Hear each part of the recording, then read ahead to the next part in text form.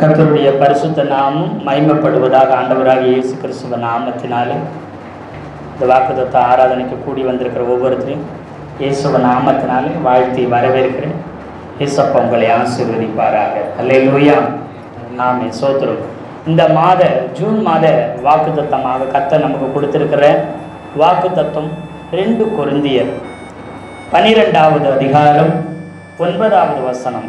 ஒருவர் வாசிக்கும்படி அன்போடு கேட்கிறேன். அதற்கு அவர், என் கிருபை உனக்கு போதும், பலவீனத்திலே என் பலன் பூரணமாய் விளங்கும் என்றார். ஆகையால் கிறிஸ்துவின் வல்லமை என்மேல் தங்கும்படி என் பலவீனங்களை குறித்து நான் மிகவும் சந்தோஷமாய் மேன்மை பாராட்டுவேன். அல்லேலூயா. இந்த மாதத்தில் கர்த்தர் நமக்கு கொடுத்திருக்கிற வாக்குத்தத்தம், என் கிருபை உனக்கு போதும், பலவீனத்திலே என் பலன் பூரணமாய் விளங்கும் என்றார். அல்லேலூயா. ஏன்னா கிறிஸ்துவின் வல்லமை என் மேல் தங்கும்படி, எப்போ என் பலவீனத்தில் தான் கிறிஸ்துவின் வல்லமை என் மேலே தங்கும். அதனால என்னுடைய பலவீனத்தை குறித்து நான் மிகவும் சந்தோஷமாய் மேன்மை பாராட்டுவேன் என்று சொல்லுகிறார். என் கிருபை உனக்கு போதும். யாருக்கு கிருபை, தேவனுடைய கிருபை உண்டாயிருந்ததுன்னு சொன்னா, தகுதி உள்ளவர்களுக்கு அல்ல, தகுதி இல்லாதவர்களுக்கே கொடுக்கப்படுவது கிருபை. அல்லேலூயா சொல்லுங்களேன். அல்லேலூயா. தகுதி இல்லாதவர்களுக்கு கொடுக்கப்படுவதே தேவனுடைய கிருபையாய் இருக்கிறது. முத கிருபை என்ற வார்த்தை ஆதியாகம புஸ்தகத்தில் இருக்குது. அது நோவாவுக்கு கர்த்தர் என்ன செஞ்சிருக்கிறார்? ஆதியாகம புஸ்தகம் 6வது அதிகாரத்தில் 8வது வசனத்தில், நோவாவுக்கோ கர்த்தருடைய கண்களில் கிருபை கிடைத்தது. நோவாவுக்கோ கர்த்தருடைய கண்களில் கிருபை கிடைத்தது. இந்த நோவாவுக்கு கிருபை கிடைத்ததனால 9வது வசனம் சொல்லுகிறது, நோவா தன் காலத்தில் இருந்தவர்களுக்குள்ளே நீதிமானும் உத்தமனுமாய் இருந்தான். நோவா தேவனோடே சஞ்சரித்து கொண்டிருந்தான். நாம என்ன நினைக்கிறோம்? நோவா நீதிமானாய் இருந்தான், நோவாய் உத்தமனாய் இருந்தான், அதனால அவனுக்கு கர்த்தருடைய கண்களிலே கிருபை கிடைத்தது என்று சொல்லி அப்படித்தான் வசனம் எழுதி வைத்திருக்கணும். ஆனா முதல்ல என்ன சொல்றதுன்னா, முதல்ல கிருபை உண்டாச்சு. அந்த கிருபையினால நம்ம நீதிமான்கள் ஆக்கப்பட்டிருக்கிறோம் என்கிறத அந்த சத்தியத்தை அந்த வசனங்கள் வெளிப்படுத்துகிறது. அல்லேலூயா. அல்லேலூயா. முதல்ல கிருபை உண்டாச்சு, அப்புறம்தான் அவன் நீதிமானாய் உத்தமனாய் மாறி போனான். கிருபை பெற்றவர்கள் தான் நீதிமான்கள் ஆக முடியும். கிருபை உண்டாயிருந்தது. நோவாவுக்கு தேவனுடைய கண்களில் கிருபை உண்டானதுனால அவன் நீதிமானாகவும் உத்தமனாகவும் இருக்க முடிந்தது. அதோடு மட்டுமல்ல, அவன் தேவனோடு சஞ்சரிக்க முடிந்தது. எத்தனை பேர் ஆமென் சொல்றீங்க? அல்லேலூயா. அல்லேலூயா. அப்போ கிருபை, ஒரு மனிதனுக்கு கிருபை உண்டாயிருக்கும் என்று சொன்னா, யாருக்கு கிருபை? தகுதி உள்ளவங்களுக்கு அல்ல, தகுதி இல்லாதவர்களுக்கு தேவனுடைய கிருபை உண்டாயிருந்தது. தாவீதை நீங்க பார்த்தீங்கன்னா, தாவீது கர்ல நிச்சயமான கிருபை, நித்தியமான கிருபையாம். தாவீதுக்கு மகா பெரிய கிருபையும் நித்தியமான கிருபையும் தாவீதுக்கு அருளி இருந்தார். அந்த தாவீது இருதயத்துக்கு ஏற்றவன் என்று கர்த்தர் அவன் வாழ்க்கை ஓட்டத்தை முடித்து, அவன் வாழ்நாளை முடித்து போனதுக்கு அப்புறம் ஆவியானவர் புதிய ஏற்பாட்டில் என்ன செய்யறாரு? அங்க எழுதி வைக்கிறார், இருதயத்துக்கு ஏற்றவனாக இருந்தான் என்று சொல்லி. அல்லேலூயா. அல்லேலூயா. அப்ப பாருங்க, இந்த தாவீது யார் என்று கேட்டா, தாவீதுக்கு நிறைய பிளஸ் இருந்தாலும் அவனுடைய வாழ்க்கையில மைனஸ் இருந்தது. அவன் என்ன செய்தான்? ஆண்டவருக்கு விரோதமாக, ஆண்டவர் நாமம் தூசிக்கப்படும்படியான காரியங்களை செய்து, ஒரு உத்தமனாய் இருந்த ஒரு நல்லவனை என்ன செய்தான்? அவன் கொலை செய்தான். அவன் செய்த ஒரு தப்பை மறைக்கிறதுக்கு பல தவறுகளை செய்து கடைசியில் என்ன செய்தான்? கொலையும் செய்கிற அளவுக்கு துணிந்து போனான். அல்லேலூயா சொல்லுங்களேன். அவனுக்கு கர்த்தர் எதை கொடுத்தாரு? தகுதியுள்ள தாவீதுக்கு அல்ல, தகுதி இல்லாத தாவீதுக்கு கர்த்தர் என்னத்தை கொடுத்தாரு? கிருபை, நித்தியமான கிருபையை, தலைமுறையாய் அவனுக்கு கிருபையை கொடுத்தார். மகா பெரிய கிருபை அவனுக்கு கர்த்தர் என்ன செய்தார்? கொடுத்திருந்தார். புதிய ஏற்பாட்டில் 2 கொரிந்தியர் 12:9 என் கிருபை உனக்கு போதும் என்று சொன்னேன். இந்த அப்போஸ்தலனாகிய பவுல் முன்பு சவுலாய் இருக்கும்போது ஸ்தேவான் என்ற ஒரு தேவ மனிதனை கொலை செய்யறதுக்கு முற்றிலும் உடன்பட்டவனும், கல்லெறிந்து கொள்ளும்போது பழைய ஏற்பாட்டு நியாய பிரமாணத்தின்படி ஸ்தேவான் கல்லெறிந்து கொல்லப்பட வேண்டும் என்று சொல்லி உறுதியாய் நின்றவன் இந்த சவுல் தான், இந்த பவுலாகிய சவுல் தான். இவன் ஒரு கொலைகாரனாய் இருந்தான். மோசேக்கு கர்த்தருடைய கண்களில அவனுக்கும் கிருபை கிடைத்திருந்தது, அந்த தேவ மனிதனுக்கு கிருபை கிடைத்திருந்தது. மோசேயும் பார்த்தீங்கன்னா ஒரு எகிப்தியனை கொன்று போட்ட ஒரு கொலைகாரராய் இருந்தார் ஆரம்ப நாட்களில். யாரு? மோசே. எத்தனை பேர் ஆமீன் சொல்றீங்க? இவங்களுக்கெல்லாம் இப்படி கொலைகாரங்களும் துணிகரமான காரியங்கள் செய்தவங்களும் தகுதி இல்லாதவர்களுக்கும் கர்த்தர் அங்கே கிருபை கொடுக்கிறார். அல்லேலூயா, அல்லேலூயா, ஆமென். இப்படி பரிசுத்தவான்கள் யாருக்கெல்லாம் கிருபை கிடைச்சிச்சோ அவங்க ஏதாவது காரியங்களில் அவர்கள் தவறுகிறவர்களாக இருந்தாங்க. ஆனால் கர்த்தருடைய கிருபையே அவர்கள் என்ன செஞ்சிச்சு? எம்மட்டும் நடத்தி வந்தது. அல்லேலூயா சொல்லுங்களேன். யாத்ராகம புஸ்தகத்தில் 33வது அதிகாரத்தில் பாருங்களேன், 19வது வசனத்தை ஒரு வாசிக்கலாம். அதற்கு அவர்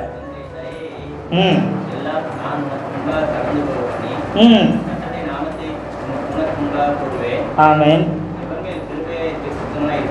எவன் மேல் கிருபையாய் இருக்க சித்தமாய் இருப்பேனோ அவன் மேல் கிருபையாய் இருப்பேன்.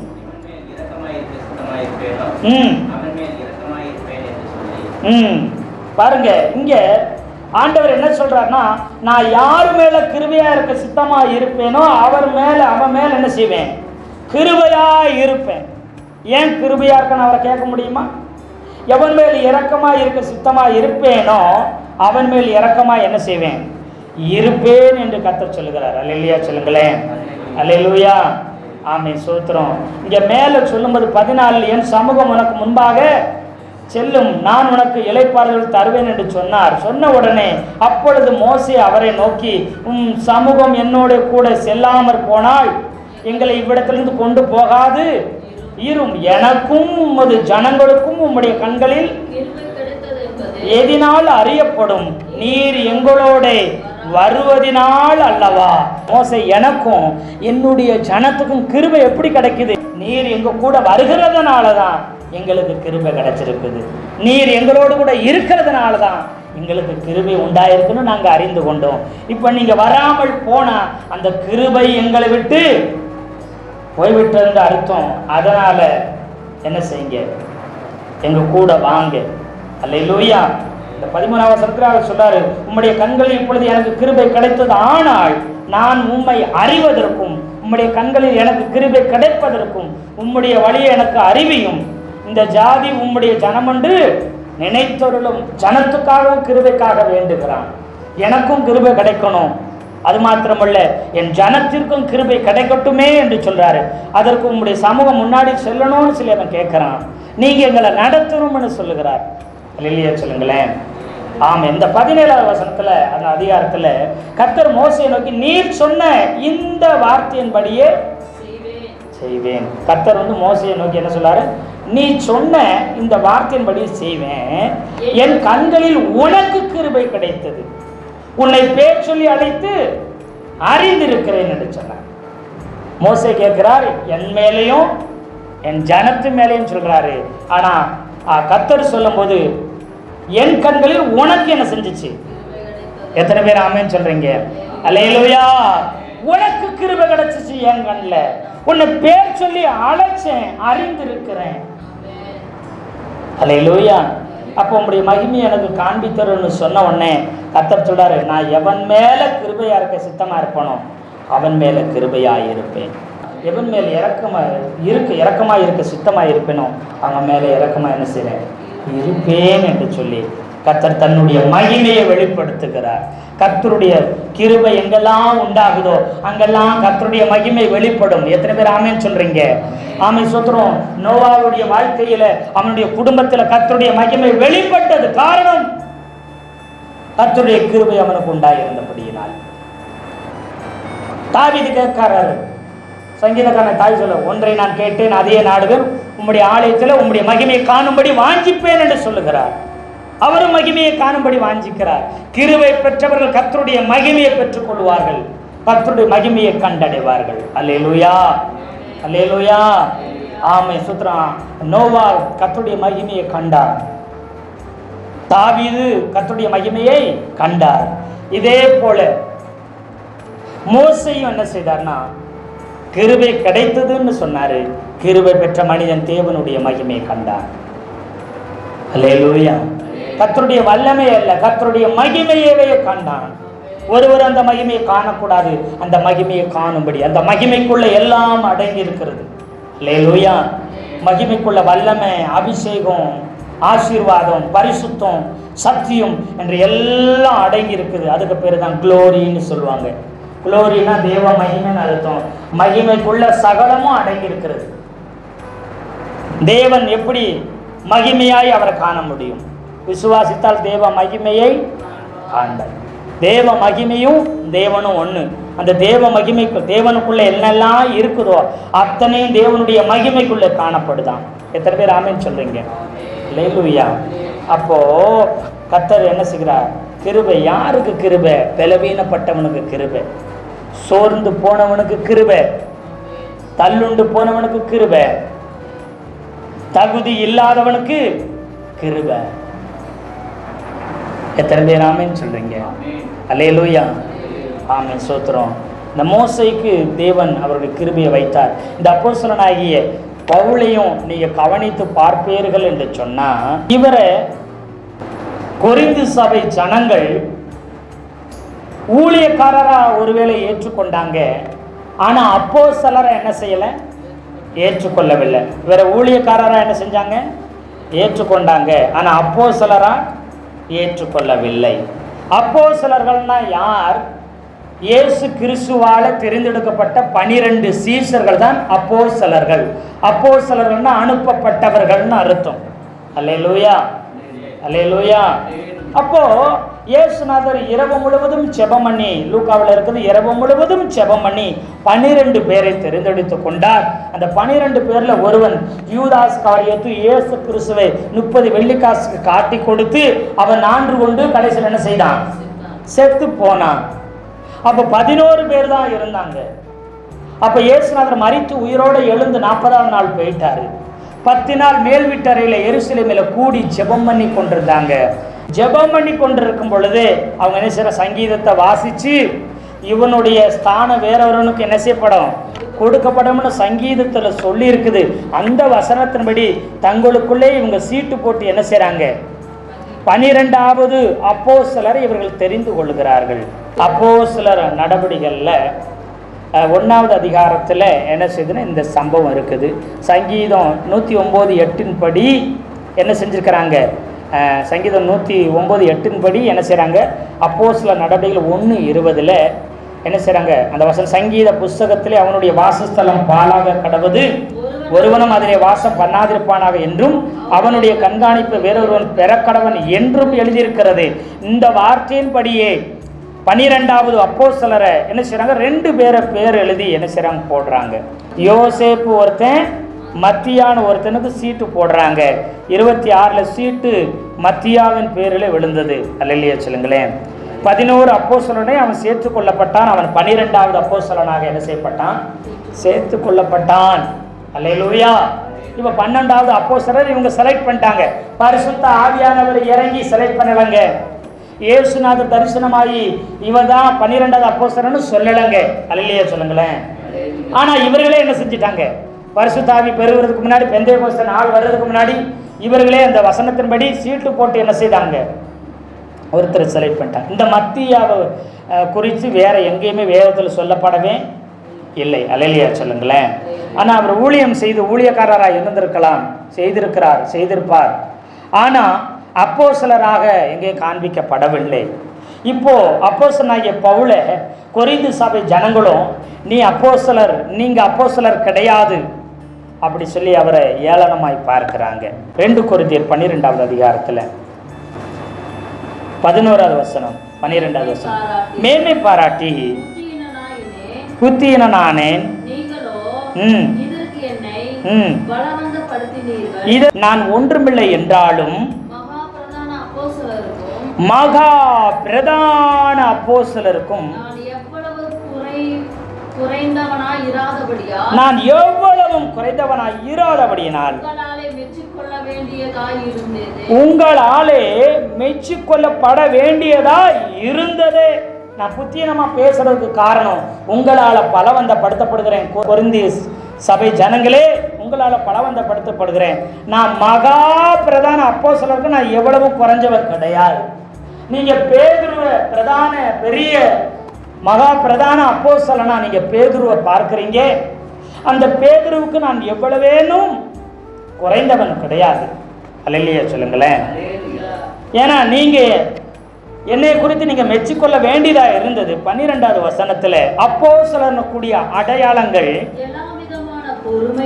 பொறுமையோடும் அதிசயங்களோடும் அற்புதங்களோடும் வல்லமைகளோடும் உங்களுக்குள்ளே நடப்பிக்கப்பட்டது. அப்படின்னா என்ன அர்த்தம்னா, ஒரு அப்போஸ்தலனால அதிசயம் நடக்கணும், அற்புதம் நடக்கணும், வல்லமைகள் வெளிப்படணும், சகலவற்றை எல்லாவற்றிலும் ஒரு அப்போஸ்தலன் பொறுமையாய் இருக்க வேண்டும். எத்தனை பேர் ஆமென் சொல்றீங்க? இதெல்லாம் அப்போஸ்தலருக்குரிய அடையாளங்கள். அவர் அதிசயம் செய்யணும், அவர் அற்புதங்களையும் செய்யணும், அப்புறம் அவர் வல்லமை, அவர் மூலமாய் வல்லமைகள் வெளிப்பட வேண்டும். அது மாத்திரமே எல்லாவற்றிலும் பொறுமையாய் இருப்பாங்க இந்த அப்போஸ்தலர், அப்போஸ்தல அபிஷேகம் பெற்றவர்கள். இந்த எல்லா அடையாளங்களும் என்னிடத்தில் உண்டாயிற்றுன்னு சொல்லி அப்போஸ்தலனாகிய பவுல் கொரிந்து சபைக்கு வலியுறுத்தி சொல்லுகிறார்.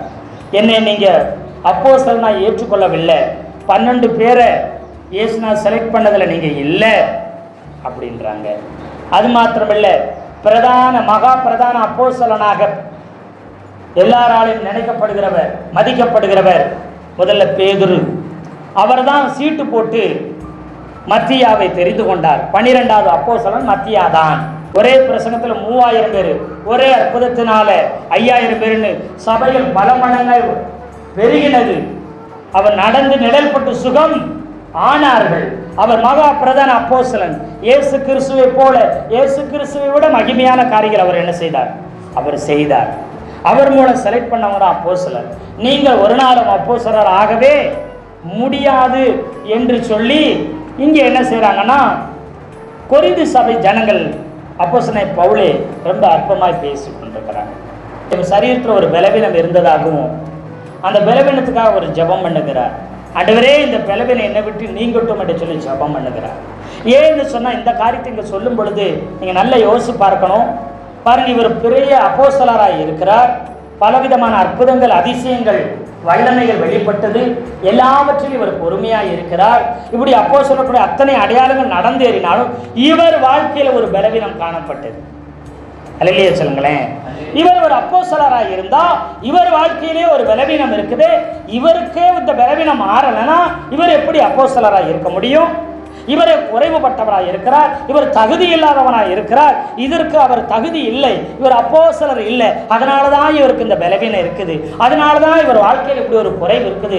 அதனால தான் இப்படிப்பட்ட ஒரு வெறுமை இவர் வாழ்க்கையில் காணப்படுது அப்படி சொல்லி கொரிந்து சபையார் அவர் பலவீனத்தை குறை சொல்லி அது ஏளனமாய் பேச ஆரம்பித்தார்கள். அல்லேலூயா சொல்லுங்களேன். அப்போ அவர் சொல்றாரு, நீங்க என் பலவீனத்தை பார்த்து என்னை என்ன செய்றீங்க? அற்பமாய் பேசுறீங்க. என் பலவீனம் நீங்கும்படிக்கு 12:8 அது என்னை விட்டு நீங்கும்படி நான் 3 தரம் கர்த்தரிடத்தில் வேண்டிக் கொண்டேன்.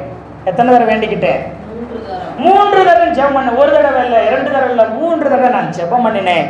ஜெபம் பண்ணும் பொழுது கர்த்தர் என்கிட்ட சொன்ன வார்த்தை, என் கிருபை உனக்கு போதும், பலவீனத்தில் என் பலன் பூரணமாய் விளங்கும் என்று சொல்லிட்டாரு. எதை நீங்க பலவீனம் என்று சொல்லுகிறீங்களோ அந்த பலவீனமே எனக்கு எனக்கு பலமாய் கர்த்தருடைய பலமாய் மாறும்னு சொல்லிட்டாரு. அதனால் அந்த பலவீனத்தை குறித்து நான் சந்தோஷப்படுவேன். அதனால ஒரு நாளும் நான் வேதனைப்பட்டு கொண்டு துக்கப்பட்டு கொண்டு முடங்கி கிடக்க போவது இல்லை. கர்த்தரே இந்த பலவீனத்தை எனக்கு அனுமதித்து இருக்கிறார். இந்த பலவீனமே என்னை பலமுள்ளவனாய் மாற்றும். அல்லேலூயா சொல்லுங்களேன். மற்ற அப்போஸ்தலர்களுக்கெல்லாம் பலவீனம் இல்லை, மற்ற அப்போஸ்தலர்கள் குறைவு இல்லைன்னு நீங்கள் நினைத்து கொண்டிருக்கிறீங்க. இவருக்கு மாத்திரம் ஏன் பலவீனம், இவருக்கு மட்டும் ஏன் குறைவு என்று சொன்னால் இவர் அப்போஸ்தலர் இல்லை அப்படின்றீங்க. அது மாத்திரம் இல்லை, 12:2 பார்த்தீங்கன்னா அவர் தன்னை குறித்து சொல்கிறார், 14 வருஷத்துக்கு முன்பதாகவே நான் ஆவிக்குள்ளானேன் என்று சொல்லுகிறார். ஏன்னா பேதுரு அவர் பிரசங்கம் பண்ண சொல்லுகிறார், ஆவியானவர் என்னோடு வெளிப்பட்டார், எனக்கு ஒரு தரிசனத்தை காண்பித்தார், கூண்டு இறங்கி வந்தது, இதில் அடித்து புசின்னு கர்த்தருடைய சத்தம் கேட்டது, அப்புறம் ஆவியானவர் என்னோடு கூட பேசினார், இப்படி தரிசனங்களை எல்லாம் நான் பார்த்தேன் என்று சொல்லி அவர் சபை நடுவே சாட்சி சொல்லியிருக்கிறார். அப்போஸ்தலர் நடுவே அவர் சாட்சி சொல்லியிருக்கிறார். அல்லேலூயா சொன்னாரா சொல்லுவீங்களா? இப்படின்னு வந்துச்சுங்க, இப்படி ஒரு தரிசனம் உண்டாச்சு, தொடக்கூடாத தீட்டுள்ள மிருகம் வந்துச்சு, அடிச்சு புசின்னு சொன்னார். அதனால நான் என்ன செஞ்சேன், இல்லை தீட்டானதை நான் சாப்பிடக்கூடாதுன்னு சொல்லிட்டேன்.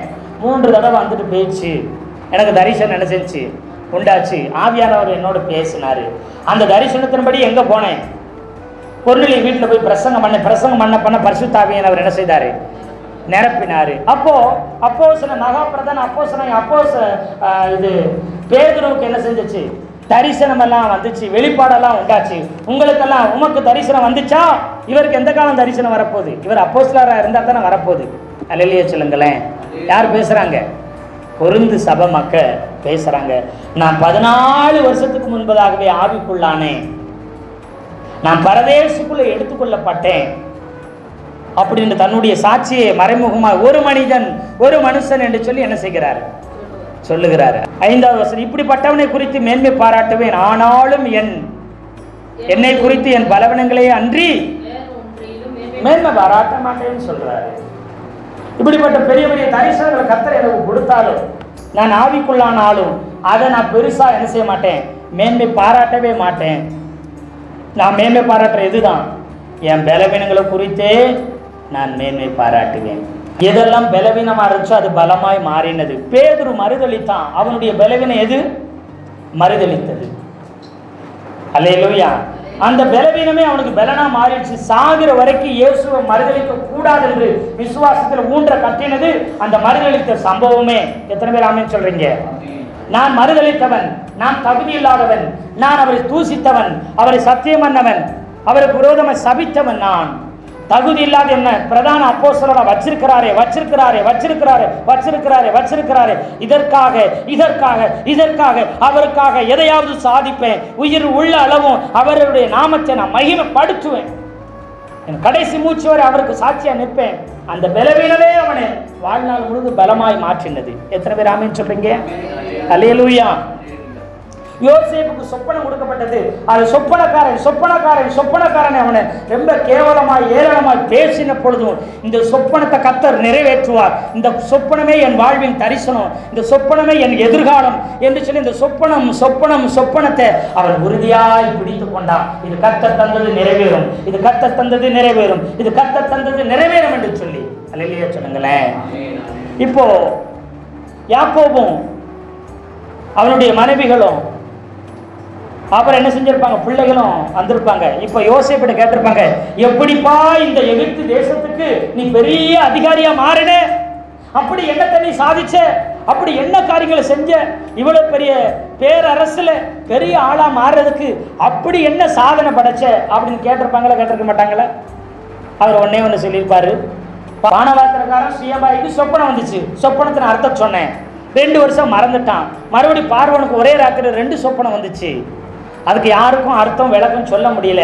இப்போ பானபாத்திரக்காரன் இப்படி ஒருத்தர் எனக்கு சொப்பனத்துக்கு அர்த்தம் சொன்னான், என் வாழ்க்கை அப்படியே நடந்துச்சுன்னு சொல்லி பார்வனை சொன்னாங்க, கூப்பிட்டு வந்தாங்க, அதுக்கு விளக்கம் கொடுத்து அதுக்கு ஆலோசனை புத்திமதி சொன்னேன், அவ்வளவுதான் பண்ணேன். ஒரு 5 நிமிஷம் இருக்குமா, ஒரு 10 நிமிஷம் இருக்குமா, அவ்வளவுதான். அந்த நாட்டுக்கே தலைவராய் மாறினான், அந்த பெரிய சாம்ராஜ்யத்துக்கு தலைவனாய் மாறினான். சொப்பனம் வந்ததுனால தானே யோசேப்பு வாழ்க்கை அழிஞ்சு போச்சு, அவன் இல்லாம போயிட்டான், அடிமையா போனா, எங்க இருக்கிறான்னு தெரியல, அந்த சொப்பனமே அவனை அடிச்சிருச்சு அப்படின்னு சகோதரர் சொல்லியிருப்பாங்க. தகப்பன் கூட அழுது புலம்பியிருப்பாரு, அல்லேலூயா சொல்லுங்களேன். இப்படியெல்லாம் சொப்பனம் சொன்னையே, தரிசனம் சொன்னையே, அது ஏன் உன் வாழ்க்கை நிறைவேறாமையே இறந்து போயிட்டியே? ஆமாவா இல்லையா? அல்லேலூயா சொல்லுங்களேன். அல்லேலூயா. நீங்க எதை பலவீனம்னு நினைக்கிறீங்களோ, எதை குறைவுன்னு நினைக்கிறீங்களோ, எதை அற்பமாய் நினைக்கிறீங்களோ, எதை ஏளனமாய் நினைக்கிறீங்களோ, உங்க வாழ்க்கையில மற்றவர்கள் உங்களை பார்த்து ஏளனமாய் சொல்லுகிற காரியம், ஒழுங்க பைபிள் படிக்க தெரியல, ஒழுங்க ஜெபம் பண்ண தெரியல, ஒழுங்க பாடக்கூட தெரியல, ஒழுங்க என்ன செய்ய முடியல, ஊழியம் செய்யக்கூட தெரியல, உனக்கு எந்த தகுதியும் இல்லை, எதுல நீ பலவீனம் என்று சொல்லுகிறார்களோ அதுல கர்த்தருடைய கிருபை விளங்கும் என்று ஆவியானவர் சொல்லுகிறார். அல்லேலூயா, அல்லேலூயா. ஒழுங்க பேச தெரியாத மந்த நாவுக்கு வாய் மந்த நாவு உள்ளவன் தான் அவன் மூலம் என்ன செய்தார்? உபாகமம் முழுவதையும் கர்த்தர் பேச வச்சார். எத்தனை பேர் ஆமென் சொல்றீங்க? அல்லேலூயா. உபாகமம் முழுவதையும் என்ன செய்ய, இஸ்ரவேல் புதிய சந்ததியாய் புதிய தலைமுறை தோன்றினவர்களுக்கு என்ன செய்றார்? உபாகமத்தை அவர் தான் போதிச்சார். ஆமாவா இல்லையா? அல்லேலூயா. அவரோட கொண்டுதான் 10 கட்டளைகள் 613 13 நியாய பிரமாணங்கள் எல்லாவற்றையும் போதிக்க வச்சார். யாரை கொண்டு? ஆரோனை கொண்டு அல்ல, மோசேயை கொண்டே போதிக்க வைத்தார். எது பலவீனம் என்று நினைக்கிறோம் அது பலமாய் கர்த்தர் மாற்றி விடுவார். வாக்குகளிலும் செயல்களிலும் வல்லவன் என்று சொல்லி புதிய ஏற்பாட்டில் மோசே குறித்து ஆவியானவர் சாட்சி சொல்லி இருக்கிறார். அல்லேலூயா, அல்லேலூயா. எது பலவீனம் என்று நினைக்கிறீங்களா, எது குறைவுன்னு நினைக்கிறீங்களா, எது உங்களுக்கு முள்ளா இருக்குன்னு நினைக்கிறீங்களோ அதை கர்த்தர் சொல்லுகிறார். அதில் கர்த்தருடைய பலன் வல்லமை, அவன் கர்த்தருடைய கிருபை அதிகமாய் விளங்கும், கர்த்தருடைய பலன் அதிகமாய் வெளிப்படும். எத்தனை பேர் ஆமென் சொல்றீங்க? அதனால இந்த சோர்ந்து போக வேண்டிய அவசியம் இல்லை. தகுதி இல்லாதவங்க சர்டிபிகேட் உலகம் கொடுக்கலாம். ஊழியம் செய்ய தெரியல, கர்த்தருக்காக வாழ தெரியல, பாட தெரியல, ஓட தெரியல, கிறிஸ்தவனை வாழ்ந்து என்ன புண்ணியம், கஷ்டத்தை வேதனையும் குறைவே அவங்க அனுபவிச்சிருக்கிறாங்கன்னு உங்களை எதையெல்லாம் குறித்து சனங்கள் சொல்லுகிறார்களோ, குடும்பம் சொல்லுகிறதோ, அறிமுகமானவர்களோ, சொந்த பந்தங்களும் சொல்லி ஏளனப்படுத்துகிறார்களோ, நீங்களும் ஒருவேளை எனக்கு இந்த ஞானம் இல்லையே, இந்த கிருபை இல்லையே, இந்த அபிஷேகம் இல்லையே, இப்படிப்பட்ட வல்லமை வெளிப்பாடு இல்லையே என்று சொல்லி நீங்கள் வருத்தப்பட்டு கொண்டிருக்கலாம். எத்தனை பேர் ஆமென் சொல்றீங்க? அல்லேலூயா, அல்லேலூயா. அதை பலவீனம் நினைக்கிறீங்களா, அது குறைவுன்னு நினைக்கிறீங்களா, தகுதி இல்லைன்னு நினைக்கிறீங்களா? கர்த்தர் சொல்லுகிறார் அதுவே உங்கள் பலனாய் மாறுகிறது. அல்லேலூயா. எலியா பலம் உள்ளவன், வைராக்கியம் உள்ளவன், வல்லமை உள்ளவனாய் இருந்தான். ஆனால் அப்படிப்பட்ட பலம் உள்ளவனுடைய இடத்துல எலிசா பலவீனப்பட்டவன், நோய்வாய்ப்பட்டவன், எதற்கும் பிரயோஜனம் இல்லாதவனாய் இருந்தான். அல்லேலூயா. அதனால எலியா பார்த்தாரு, எலியாவுக்கு ஊழியக்காரனை யாரை அபிஷேகம் பண்ண சொன்னாரு? எலிசாவை அபிஷேகம் பண்ணு யாரே சொல்லிட்டார்? கர்த்தரே சொல்லிட்டாரு. இல்லைன்னா கனவுல கூட எலிசாவை அசிஸ்டன்ட் பாஸ்டா யார் வச்சிருக்க மாட்டார்? எலியா வச்சிருக்கவே மாட்டார். அல்லேலூயா, வச்சிருக்கவே மாட்டார். ஆனால் கர்த்தர் சொன்னார், இவன் என்ன செய்ய, எலிசாவை உன் ஸ்தானத்தில் அபிஷேகம் பண்ணுன்னு சொன்னார். பாருங்க, சால்வையை மட்டும் போட்டார்.